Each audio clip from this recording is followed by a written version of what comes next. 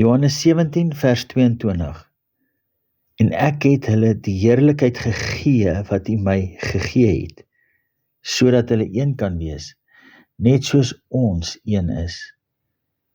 Jesus begin hierdie gebed in vers 1 met die sleutelfiguur en persoon van die groot heelal, naamlik Vader God. Om God as Vader te erken deur die openbaarmaking van homself in en deur sy Seun, het 'n gevolg.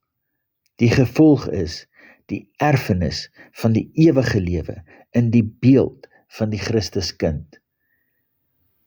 Vir die geskenk van wedergeboorte vanuit die dood na die lewe in die opstanding van Jesus Christus deur die Gees van God, ontvang ons hierdie genade, naamlik 'n openbaring van ons verhouding met Jesus Christus in sy opstandingskrag.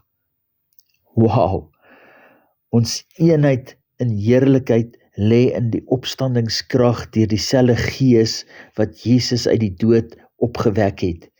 Hierdie Gees sal selfs ons sterflike liggame transcendeer en ons verstand met sy waarheid omgord.